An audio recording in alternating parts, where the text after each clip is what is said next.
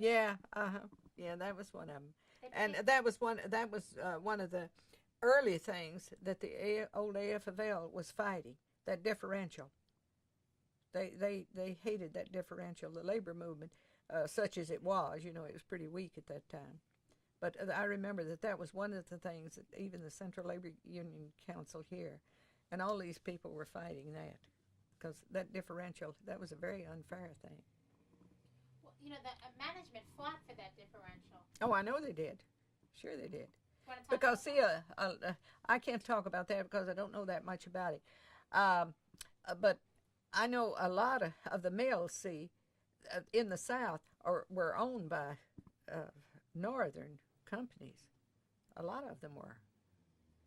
They weren't southern owned, and naturally they came down here and set up their mills because they had that differential. Okay. Now, what's your next subject? My next subject is how you all is actually how you organized. One of the things that why the UTWA? How did that become your local union? Well, it was the only textile worker union there was. But how did you find out about it? Let's Okay, pretend we don't know anything. okay. Let's see how we start that. Ready? Yep. Okay, let's see how it started. We had, I forget that. Keep your head down here, baby. We had discussed some among ourselves. I was working at Cherokee Spinning Company in 1934. And we had talked some around among ourselves. We'd been reading about unions being organized at other places in other cities, and we just talked about it. We didn't know what to do.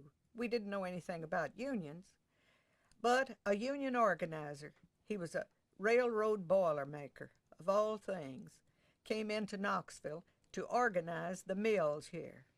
And the first place he started, the AFL. Now, not AFL-CIO, because it was just AFL then. He was a general organizer for them, and they sent him here to try to organize the mills and factories here. And as soon as we heard about him being here, one of our weavers got in touch with him and told him that there was people at Cherokee that wanted to organize a union. Well, he was happy to hear that. And he called us up to his hotel room up in the Farragut Hotel to discuss it with him. 6 of us went up to talk to him, and he told us exactly how you go. He did not give us any background of the labor movement, none at all. He just told us what we needed to do was get 7 people to sign a charter and apply to the AFL, and we'd get a charter, and then we could start organizing around that, which we did. We ordered the charter, and he stayed here, and he told us to call a meeting, and that he would come to the meeting and help us get organized. He didn't know anything about the textile industry at all, but he did know the labor movement. And he explained to us in detail what you're looking for is shorter hours, better pay, and better working conditions. That's all. We didn't talk about any insurance, holidays, sick leave, or anything like that at all. We just talked about this. And then we started taking in members. We met at an old hall up on Gay Street every Saturday morning. See, at that time, we were working on this. We didn't have to work on Saturday, and of course the Friday night shift was off, so we could all go up there on Saturday morning. And on Saturday morning, every Saturday morning, we filled the hall. Everybody had joined, and the initiation fee was $2, but he waived the $2 initiation fee, so we took him in for free, and everybody signed up. There was 603, I believe the number was, of employees there, and we had 603 members. Everybody joined, and all we had to talk to them about was this hours, wages, and working conditions. That's all, and they joined. And we started meeting every Saturday uptown. And we had a crowded hall. We had elected our officers, and we were really in business. This organizer had told us what to do. See, none of us knew anything about organization. He told us what to do, how to elect our officers, which we did. And thank goodness, we did have one man who had been in a union somewhere in North Carolina. The union had failed, but anyway, he had been in it. His name was Preacher Camel. He was an itinerant preacher. And of course, he wanted to be a leader because he was preaching up on Market Square every Saturday and then organizing all week. But he wanted to be a leader, so he made a good president of our local union there. He was the president, I was the secretary, and we had the union going, and we'd meet every Saturday morning.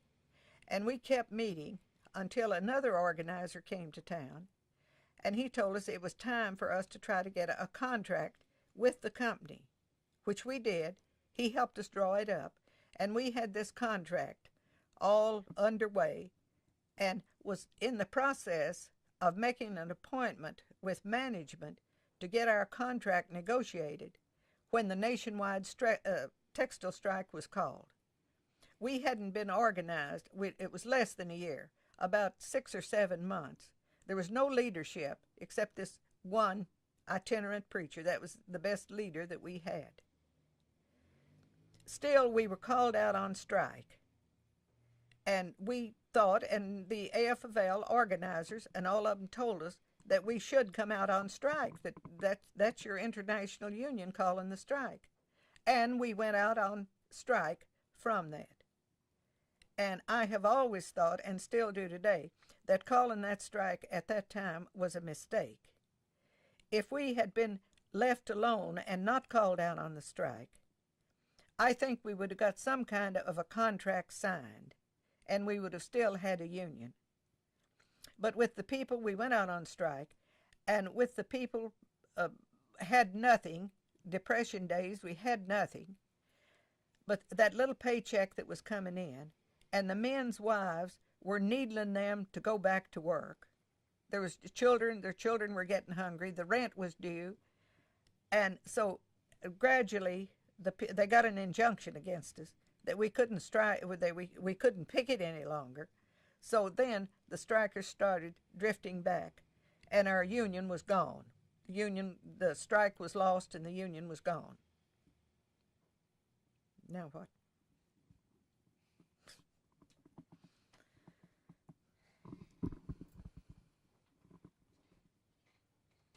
That was a long story. Yes, it was. But Lucille, the union wasn't gone because I saw in your scrapbook you have letters that came back to you from the UTW president, and he was saying how proud he was that you were still working for your local, even though the membership wasn't backing That's right. you necessarily, but you That's as right. an officer were still That's right. working for the union, working for your local, keeping your local That's alive. right. That's Tell us right. Well, the strikers were drifting back, and I still tried to hold the union together, even though they were going back. I thought, well, we can hold if we can just hold the union together and keep our people here, we can work for a better day. But it didn't work out, and for a good reason. So many of us were blacklisted. And these people that were blacklisted, many of them, like I had said before, they were married men, they were with unmarried women for that matter, and they had children, and they had to have a paycheck coming in. We didn't get any strike benefits at all. So these people left town. They went to another mill where they weren't blacklisted. I'm sure they didn't pay any attention to it in North Carolina about a blacklisted weaver in Knoxville, Tennessee, or they didn't tell them. They just had to move to where the job was. So that was how we lost the union. But I did keep working to try to hold it together. But it was futile. I couldn't do it. How were you feeling? I mean, what was your daily life like when you were trying to hold this union together? It was sad. I would try, and I had very few people cooperating with me. The ones who would have been good union members that were blacklisted along with me had left town. So it was, and I finally saw that it was just a losing proposition altogether, that I couldn't do it. It wasn't. And I needed to go to work. But of course, I couldn't go to work not only in a textile mill, but I couldn't go to work anywhere in Knoxville because I had been accused of being a communist, and I was a blacklisted textile worker. I was a troublemaker and all those things. So thank God for TVA. They gave me a job as file clerk. That must have made, I mean, I can't imagine. If all my friends, if all the activists from New York City just had to leave New York City, what would New York City be like? I know it. If everyone had to leave Knoxville, what were they trying to do?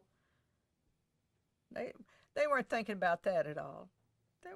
Management wasn't thinking about that, and maybe the people weren't. If they had been thinking about it, what could they do? They had no jobs to offer them. They had to go where there's jobs. And of course, at one time, I don't know whether it's like that or not now, but at one time, there were 58 mills in Gastonia, North Carolina. And that was a place to go to find a job. So they had to leave town. If I hadn't found a job at TVA, I would have had to leave town. I couldn't get a job here because it's not only where you were blacklisted, but you were blacklisted all over.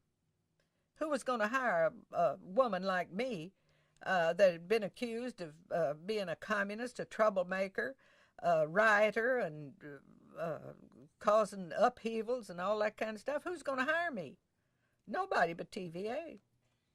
You told me before that this was your home and you didn't want to leave your That's home. right. That's right.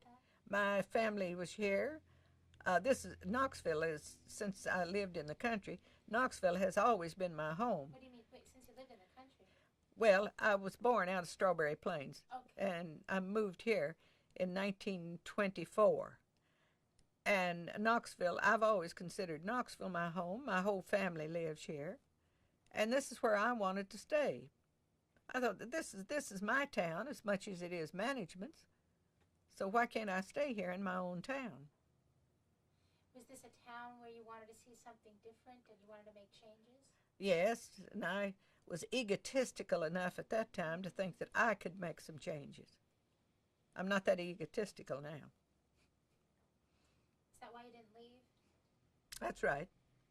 I lived here. Sure, it's my home. I don't want to be run off.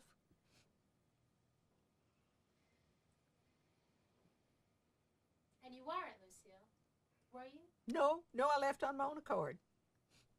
Later.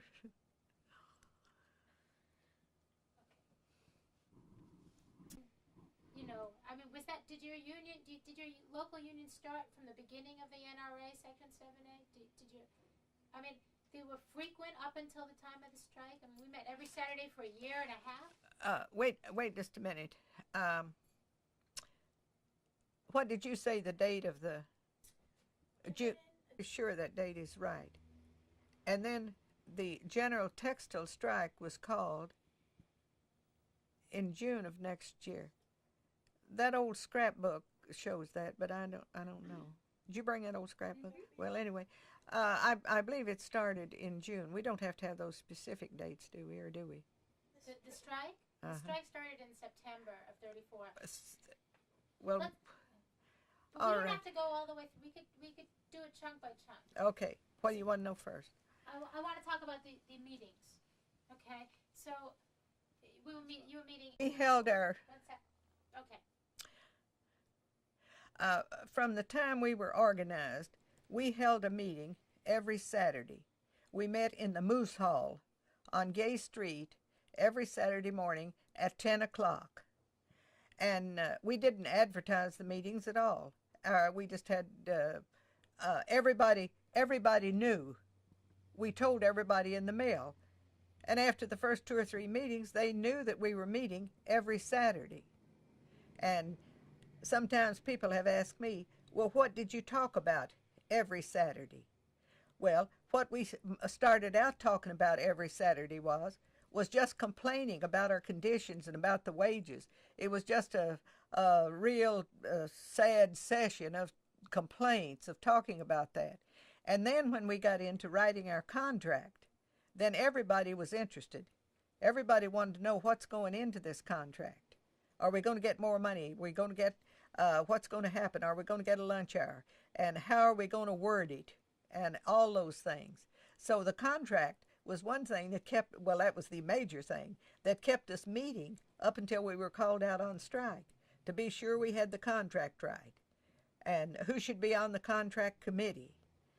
And one person would think, well, I don't know anything about it, let's get somebody else.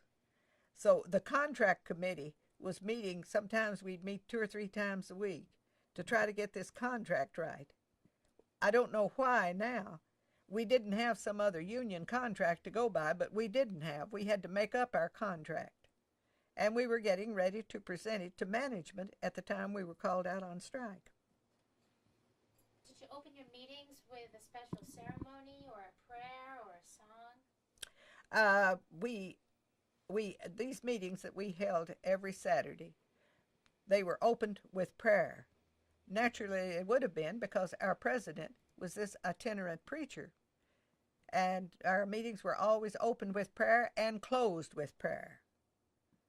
Now, whatever went on between those 2 prayers was not always very spiritual, but we had the prayer at the closing. Do you remember what that prayer sounded like? No, mostly what I remember about it, it was very long. Would they invoke Jesus and God? Oh, yes. Oh, definitely. Because our president was this fundamentalist preacher. So, yes, he certainly did. He prayed to God to help us get our contract signed. I remember him saying that. And maybe he was right. He said later God would have helped us to get it signed if we hadn't been called out on strike. So maybe he was right. Now, if these meetings had been public, would it have changed things? Would management have come? Would it have been spies? Yes. I don't know why management didn't, because they had some spies. We knew who they were. So we wouldn't have let them in the meeting. But actually, other than the complaining all the time and drawing up the contract, see, we weren't talking anything violent or destroying the mill or anything like that. So maybe they just weren't interested in what we were doing. I imagine they were thinking, well, let them draw up all the contract they want to, we're not going to sign it. That's probably what they were thinking, but we were working on the contract.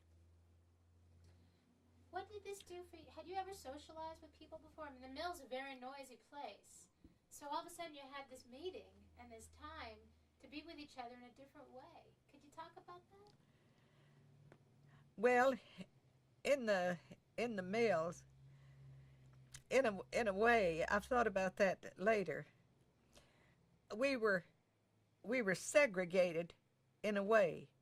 Now, my friends were the winding machine operators, and the spinning department people, they went by themselves, and the weavers, who were the elite of the mill, they went by themselves. But when we organized and got in that union hall together, we were all one. It was something that really brought us together. There were people working in what we called the loom room, where they actually made the cloth and where they were doing the weaving. There were actually people in there that I didn't know until we organized. Then I got to knowing those people. And it was the same way all over with the card room, the spinning room, the winding room. We were all together then. But before that, we were just in little groups. We didn't have time. There was no time for any socializing. You know, we didn't have a lunch hour that you'd go out to lunch together. And I stood there at my machine all night working. I had no time to talk to the people next to me. But the ones that I did know, that I walked home with, they were people in the winding room and I didn't know the other people. So the union really brought us together there. And it was so that's really it's interesting, and given this what I mean what was going on for people sort of emotionally in this period of time? They're starting to have a new social life. They start to have rights as union activists. They're learning what a union is. They don't really know what a union is. They're bucking the system a little bit. This was a really rich period of time, wasn't it? Well, it was in a way, and the way we got acquainted with each other, too, after we were organized, we would have little parties on, I remember one that we had up at the Moose Hall.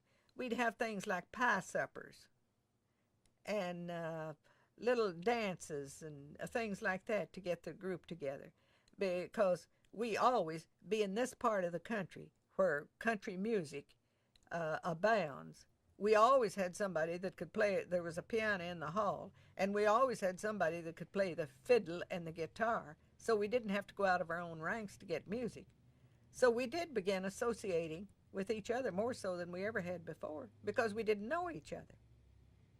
And what happens when people start to socialize and they start to get political together? I mean, it must be, and they're becoming, they're becoming textile workers, individuals. You could rephrase what I'm saying, but help me to imagine this. Now, how do you say that? Let's see it. You mean it changed their social life? Yeah, I mean, I imagine that it wasn't just hours, wages, and working conditions. It was becoming a community of sorts. I mean, it seemed, and you were educating each other. It was different. Something was different. Well, it was. It was. The whole attitudes changed after we started organizing, because then everything that we talked about, what time we did have outside the meetings after we were working 8 hours and walking home together and all, but our conversation was always the same. We talked about the union, of getting the union, and about what management was doing wrong, how we were going to write more letters, what are we going to put in the contract. But still, it was socializing. But we would get together, and that was our only topic. Did you make friends in a way that you hadn't made friends? Oh yes, absolutely. You make friends. I made friends. I made friends with people in the weave shop and in the card room that I didn't even know before. I had no way of knowing them. I couldn't leave my job, my machine, to go over and socialize with somebody. You didn't leave your machine. So there was no social life in the mill. We had that social life later, and the union certainly contributed to that. Now, you couldn't have organized 603 people overnight. I mean, No. There had to be a process to it, right? Can we chip that away a little bit? Because that's success, Lucille. 603 people is pure success. Yeah. Well, our organizing campaign, you doing it? Yeah. Oh, I'm sorry. Our organizing campaign actually started with we 7 who signed up to get the charter. We had to have that 7. Well, we became the organizing committee. And again, we worked in our own little area. I talked to the winding machine people. Our a member on the committee that was from the spinning room, she talked to the people in the spinning room. The man from the card room talked in the card room. So that's the way we got them all together, was that 7 spreading out over the mill. And we'd tell one, and of course I couldn't take time, to tell all of them. I would tell one, you tell somebody else. So that's the way we got it going. I tell you, and you tell her, and she tells somebody else. And that's how we got it going. Could you talk in the mill near your machine? No, you could not, because you couldn't hear. Okay, repeat what I said, and then tell me how you actually did it. Oh, wait a minute. No, you couldn't talk in the machine. No, you couldn't. It was too noisy. Okay. No, we couldn't talk in the mill because it was too noisy. So what we would do, we would talk in the restroom or on the way home. But we would talk to somebody that was in our department there. And I would tell one person, and she'd tell another. And that's the way we spread the word around. Now, in the weave shop, it was simpler because the looms in there were not as noisy as it was in the winding and spinning room. And they could talk to each other on the job. So that made it easier for them. And the weavers were the leaders because some of them had come from North Carolina where they knew more about unions than we did.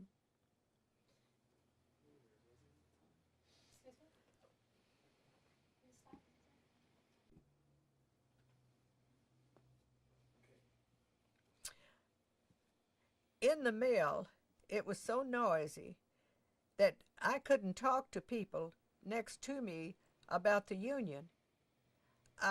So we had to do this in the restrooms. I couldn't talk to them directly because they couldn't hear me over the noise of the machine. So we had to talk about it in the restroom and outside and walking home. Now they could do more of this talking about their union and inviting people to the union meetings in the weave shop because the looms were not as noisy as the spinning frames and the winding machines. Do you remember walking home at night, having people on either side of you, and actually conducting a little organizing meeting on the side of the road or near someone's house or under a street lamp or in the dark? Oh, is he ready? Yep. Yep. When we were drawing up our contract, we would meet at someone's home. Sometimes it was my home, sometimes it was another person's home. And we would talk it walking home. Everybody walked that I know of that worked in the mill. We all lived around in the village where we, in the area where we could walk home. And we would talk about this walking home. And then we would meet at somebody's house and talk about it. That's where we had to do it. You couldn't do it. You couldn't do anything in the mill. It was too noisy. Do you remember walking home and actually sort of nagging someone or sort of having to really talk them into it or them putting up a fuss? Oh, we had people that would put up a fuss. But I realized then what it was. They were afraid. They were afraid of losing their job.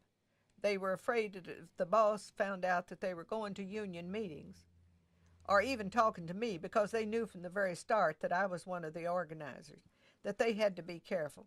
But I think we did a reasonably good job of getting that fear from those people. After they would come to a few meetings and see that they were not alone, that they were backed up by everybody else in the mill, then I think they got over a lot of that fear. But at first it was there. Now, what was the relationship between the national UTWA and this local in Knoxville, Tennessee? You're talking about the international. Yeah, Wait, I don't need that. You're talking. I'm trying to understand how this works. All right. The United Textile Workers was the national union. I think they called it one time the International Union. It was not international. It was the United Textile Workers Union, but it was the national union. And all of the local unions were affiliated with this national union. Part of our dues was $1 a month. That's what we started off getting, was this $1 a month.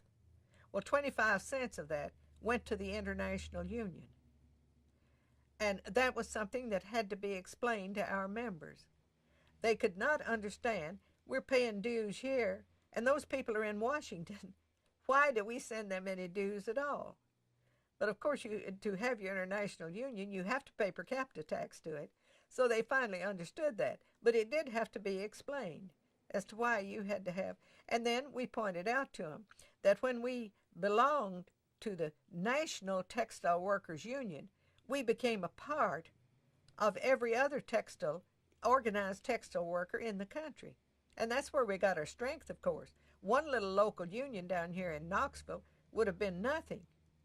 But when you have an international union that has all these local unions affiliated with it, then you have a powerful organization. Now, did you correspond with the national union? I mean, Oh, yeah. so tell me, how did that work? we had correspondence from the International Union. We finally had them to help with drawing up our contract, and we sent complaints to them, and they told us what to do, advised us all the time on what to do. Oh, you have to have that International Union to have strength enough to do anything. Did you feel like I mean, I understand that there were only, I don't know, 10, 15 paid organizers that the UTWA even paid to come down here and work in the South, or that they hired, local Southerners. But so for the most part, this mass movement of organization, was it due to them, or was it due to all of to local organizers like you? Well, one group, as soon as we were organized and had our charter and was paying dues to the International Union, we also affiliated with the Knoxville Central Labor Council. And there we met all these, well, there wasn't large groups then. At that time, there was the railroad workers, the painters union, typographical, and some of these old established unions. But at the same time we were organizing here in Knoxville, other places in Knoxville were organizing. See, the construction workers they were organizing. We hadn't had a common laborers union here until that time, but they organized. The painters, all the construction trades. Well, when we affiliated with the Central Labor Council here, they helped us. They helped us to organize our own people. And that council, too, I've always thought that that was a good thing. I wish they had it today. They had an organizing committee that went out every night visiting people in their homes. And they even had one that I thought was very good. They didn't know who they were going to run into. They would just go to a home and knock on the door and ask where the people worked. Wherever they were working, they told them that they ought to join the union. And this was all free. This was just an organizing committee. There was no paid organizers to it at all. I went out a lot of nights, but I found out later, when my sister was doing organizing later, she said, you couldn't do that today. People are glued to their television or they have something else to do. But they were glad to see us. There wasn't anything else going on. Depression days, they were at home, and we'd go visit them. They were glad to see us. Oh, once in a while we'd get run off, but nobody paid attention to that. Well, with all this going, I mean, the textile workers in Knoxville were really part of something that was much bigger. That's right. Locally, and that is right. That is right. We were told by our international union to join the Central Labor Council here, to become affiliated with the other unions, which we did. And that was a big help. That was one of the smartest things we ever did. Wow. Now, how many more has she got? Your organizing here sounds very different than the way they might have organized in the Mill Village. Yeah, I don't know how they did that. When they had a mill village, they could just go from one to the other.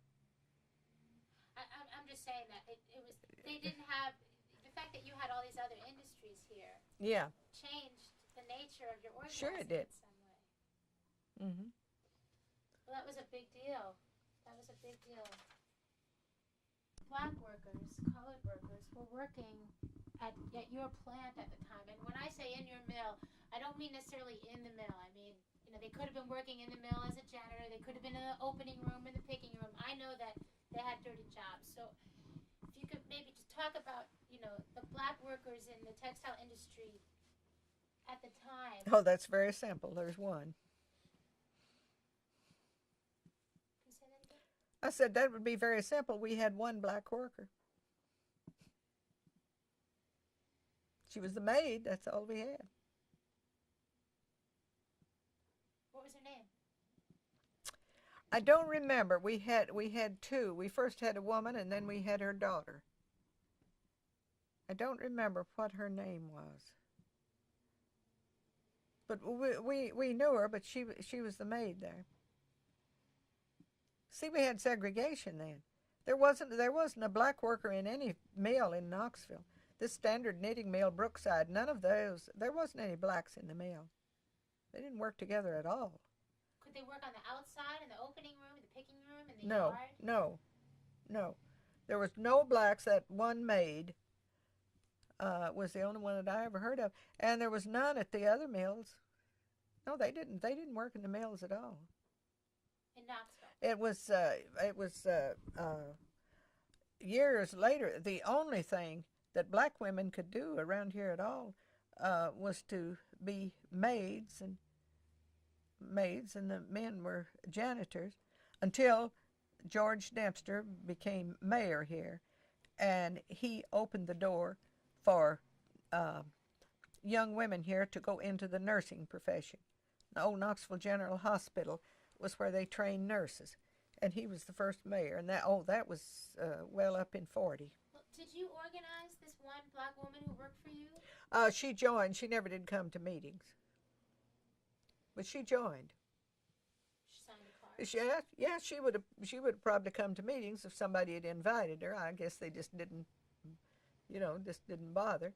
I don't know whether she would have come or not, because everything was segregated, and she would have probably felt terribly isolated in a meeting of all white people.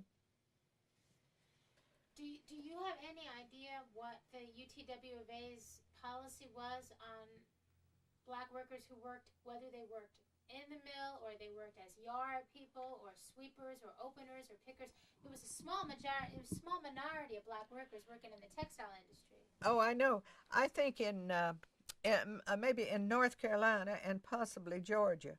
I know there were no black workers in Knoxville at any of the mills here, not even in the woolen mill or any of the cotton mill, knitting mill, or any of these. There were no black workers here. However, there was nothing in the United Textile Workers, our international union. There was nothing in there that would have barred them from working or from being in there. I guess that was management's idea, or maybe it was just the law. I don't know what it was. It was segregation, though, at that time, and they just didn't work. Blacks and whites just did not work together. The construction unions here until way in the 40s, and I know at least in the 40s, and TVA was partly responsible for that, for bringing blacks in here from other places. And of course the unions here wanted to get all the members they could, so they would take them in. But that's the first time that the construction workers didn't have, when they had, so far as I know, on the carpenters union here, there's still the black local and the white local. Today. Can we stop? The carpenters had a white local and a black local. Then. And I don't know what they have now. I'm sure they don't have them segregated today. But there were no black locals here. And did you ever hear tell of white, if there was a small minority, if there was a group of black workers that were working in a mill, did you ever hear tell of white workers trying to work with them or organize them, or? No, I didn't have any experience with that at all, because there was no black workers in the mills here. We didn't have any. Now, how is it that you got to be secretary? Nobody else wanted it. Tell me that. No, when we were, I forgot to look at her. When we were electing our officers at that initial union meeting, somebody nominated me for secretary because you must remember now, this was 1934. It wouldn't do for a woman to be president of a local union.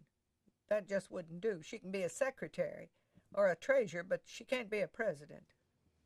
So they nominated somebody else for president and vice president, and then I was nominated for secretary because I'd been active and they all knew me.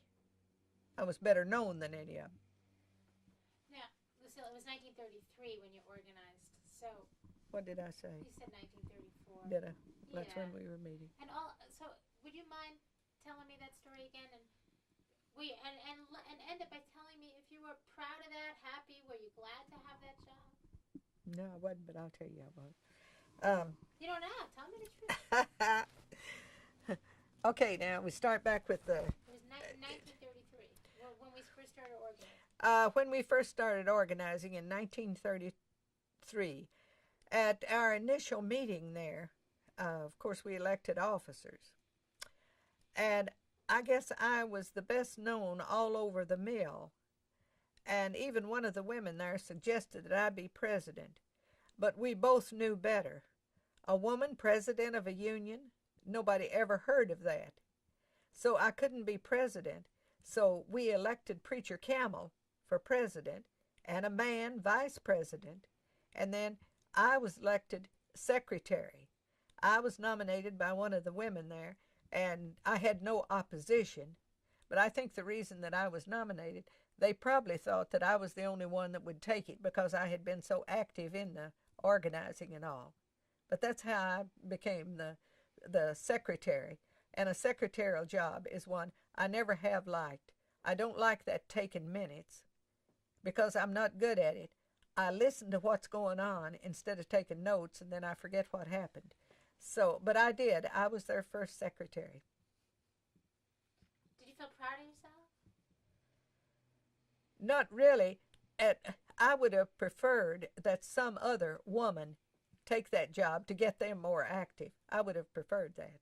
But I had no opposition. Great. Okay.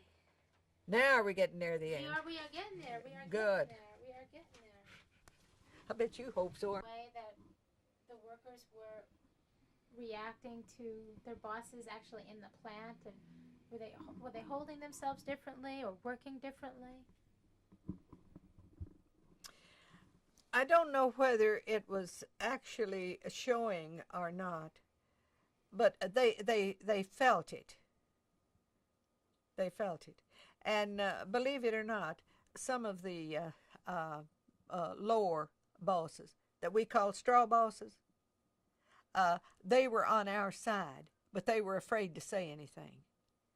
So we really got along all right with those bosses. Not the top management, we didn't see them, and we knew what their attitude was toward us. But the straw bosses, the unit bosses, many of them were on our side, and particularly in the weave room, they were on our side. But they didn't let the superintendent or the top management know about that. So did you start to see a real difference in the day-to-day life of your mill over this period of organizing, at least in terms of the attitudes of the workers, even on their jobs and the way they were reacting to? Oh, yes. Yeah. We could definitely see a change in their attitude there. We could see a change in our relationship to the mill bosses, or the way that our brothers and sisters or our workers were reacting to the mill bosses or being on the job. There was a difference. There was a difference. It seemed that there was more freedom. For instance, after we were organized and we found out that we were all together and all working toward the same cause, there wasn't that fear of the bosses. If a boss saw you dropping too many cones or you weren't getting production or something like that, you could be fired. And I think that feeling of confidence, I think that the relationship between the straw bosses, the lower bosses there, and the employees, I think that improved because that sense of being fired if I do this or I do the next thing, that seems to have left them, and there was a little more of a jovial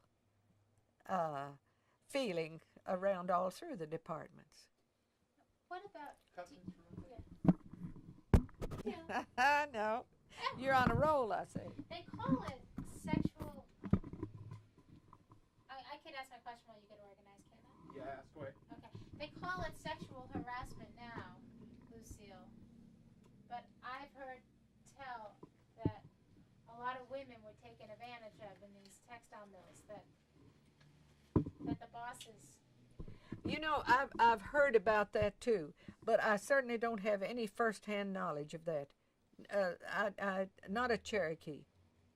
Now it could have been happening. Call it what it is.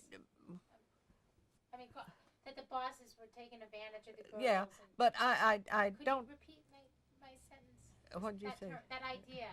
That. Maybe I heard that bosses were taking advantage. Oh, okay. You ready? Yes.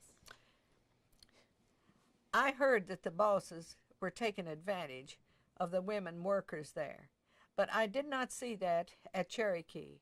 I had heard that it happened at other mills, but so far as I know, it didn't happen. It didn't happen at Cherokee. For one thing, I think the reason that we didn't have that, we had so many men and their wives were both working there.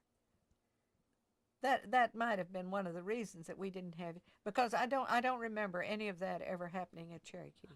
I was just wondering because I've wondered. I've heard of it. If there was never any way for women to counter those advances, and all of a sudden it seemed like maybe the union was a way for women to deal with this sexual harassment. No, we did not have that at Cherokee. Okay.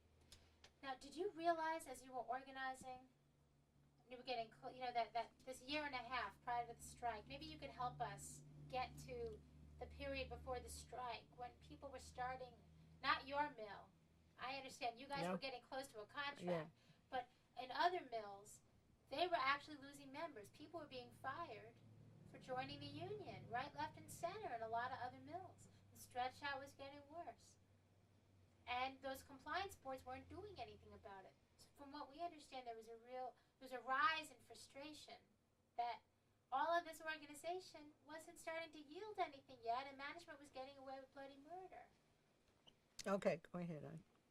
You ready? Yep. Okay. Before we started organizing at Cherokee, we had heard about these. Wait a minute. Start over. No. Let's start with that then. Okay. While we were in the organizing process, some of our members did get a little concerned because they had heard of the places other than Knoxville in the Carolinas and in Alabama and Georgia where people were being fired because they had started to organize a union or had organized one. And that made them a little fearful of that. They didn't know whether to join or not. So we had to overcome that. And the way we did overcome it was by pointing out that people, since the NRA and Section 7A, that people all over the country were organizing and that they wouldn't be fired for this. And those people that were, our people too, could not understand why, with all these new regulations in the textile code, how these people could be dismissed like that. And it was confusing and it was hurtful, but we were able to overcome it. You say these people. You're saying that in these other, that cotton mill people and these other communities were getting dismissed, not in your community. Right. But that was driving people nuts. That's when they started writing letters even more. Sure, it did, and that did in a way. It affected our organizing until we got it explained to them. Well, we won't let it happen here. It was happening other places, that people were getting fired for even attempting to organize, in spite of all the codes and all of the rules that we had. And it was frightening. And I think that's when people started writing letters to want to know, well, what the heck's going on here? We have a rule, we have legislation that says that we can organize, but when we try it, we get fired. How did you hear about this, about Georgia and Alabama, North and South Carolina? There is more, let's see, what would you call it, immigration? Among textile workers, particularly among, okay, there's a lot of changes in jobs. in textile workers, particularly in weaving, because weaving is a highly skilled job. And we would hear it from a new weaver that would come in from somewhere, and he would say, well, down at so-and-so, they tried to organize a union down there, and they all got fired, you know. And then we'd hear it. And then there is a community of textile workers. I know families here who had friends and family working in Gastonia, North Carolina. And so that's the way the word got around. And we'd hear about those people. It was not in the newspapers. Because it was against the law. They weren't Sure supposed to be doing that. That's right, but they did. Okay, just repeat what I just said about it was against the law. They weren't supposed to be doing that. With some indignation. These people knew about that law, and they knew that that law was being violated. And that's why they were writing all their letters to want to know what's going on here. We have the right to organize, still we're getting fired. So, you guys are in this unique situation. You have 603 people in your plant organized. And these other little locals, they start to get themselves going, and they're supposed to... They get fired. Okay, so help me get to this, like, rising escalation story. You know, help me sort of bring it to this point where we have to then go to the National Union and say, hello, help us do something. We have to bring this to the public. Possibly, and I think one of the reasons that the nationwide textile strike was called was because the laws that were in existence at that time were not being honored, and they had to do something. The laws were there, but if management wasn't adhering to the laws, what recourse did the people have? Now I ask you a question.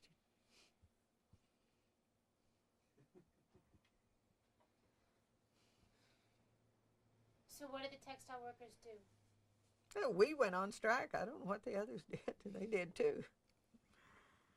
So was it the Southern workers who basically brought it to the attention of the National Union and say, hello, we are having some trouble here and we have to deal with this? I think the Southern workers were the ones that brought it to the attention, because see, some of those places in New England and the northern states, they had been organized, and they probably weren't being treated like the Southern workers were. But the Southern workers, I think Washington and maybe some other places, I think they misjudged the Southern workers, that they didn't know that they were shrewd enough to know that they had laws here and that those laws were being violated. But they did. They were on to that. That was something that affected them personally, and they knew about it. And were they shrewd enough to know that you were going to be able to organize hundreds of locals in Georgia, North and South Carolina, Alabama, and Tennessee? Thousands? Yep. You want that on there? Yeah. They were also shrewd enough to know. No, they weren't shrewd enough. They weren't shrewd. I said that. They weren't. Why'd you say it? You weren't. By 1934, we had hundreds and hundreds of locals, even though there was this discrimination going on. I think our international union even, and possibly a lot of the general public, was surprised when they found out how we Southern cotton mill workers were organizing.